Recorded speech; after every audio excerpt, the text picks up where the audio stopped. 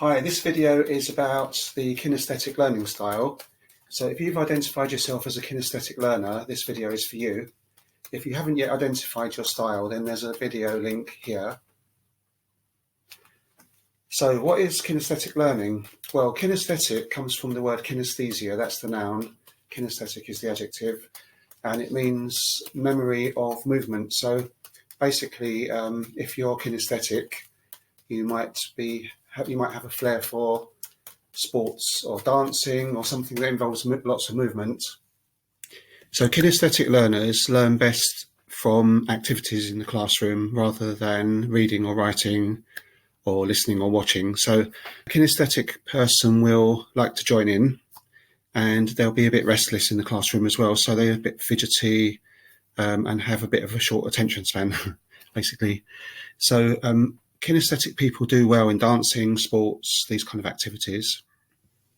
And a kinesthetic person will like the lesson to be quite varied. Needing to have a lot of breaks between learning sessions is quite a common thing for kinesthetic people to crave. But at the same time, it doesn't mean to say that kinesthetic people are not good learners, because they can be quite passionate about what they learn. But at the same time, they just need to have it in small chunks. Just having a quick break, hang on. Kinesthetic learners at school very often fall behind because they don't cope very well with the contents from the traditional teaching methods like reading, writing, or lectures. So I have some tips for kinesthetic learners. When you're learning, you can try learning standing up. It might sound a bit strange to a non-kinesthetic learner, but I am a kinesthetic learner myself, and I do juggling while I listen to audio CDs, and that helps me absorb the information better, actually. I don't know how it works, but it does. How can you cope with reading if you're a kinesthetic learner? Because reading a book is very sedentary, so you could actually read it and wiggle your feet about. You could be having a drink while you're reading as well. So you could even stand up and read and walk around. Some kinesthetic readers find this quite useful. It could be irritating if there's someone else around, because I've seen people walking to work with a book in their hand and thinking, how on earth can you read a book walking along? I couldn't do it to that extent, but if I do read a book, I do need to kind of have some kind of movement going on. It's weird, isn't it? I don't know how it works, but it works for me.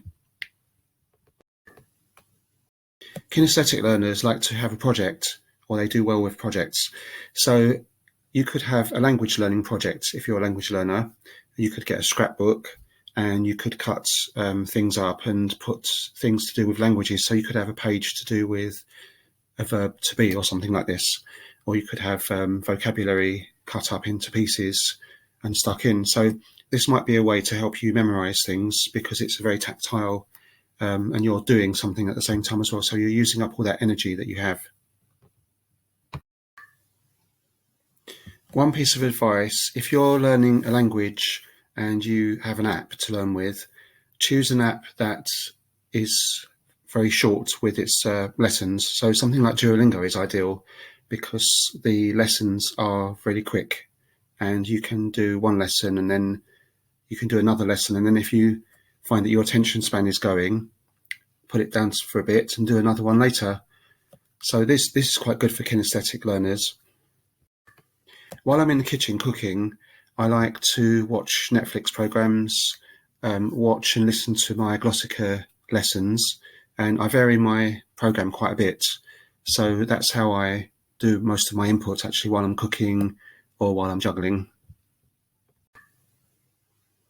If you're learning a language with an Italki teacher, so one-to-one, do tell them about your learning style. So tell them that you're kinesthetic, say that you need to move around while you're in the lesson. You might need to just have a little couple of minutes break between sessions, tell them this, or even just choose shorter lessons. So on Italki, you can actually do 30-minute lessons. I find this more useful.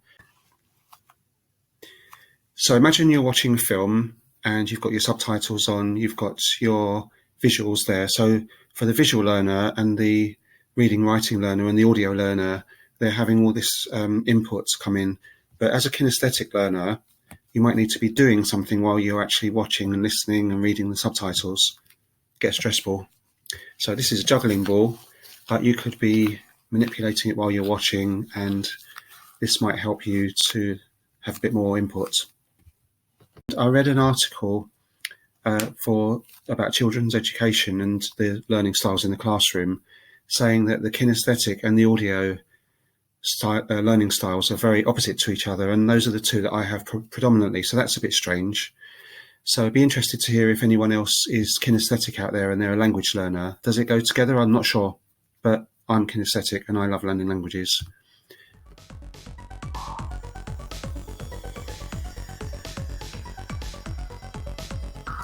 Thanks for watching. Stay safe.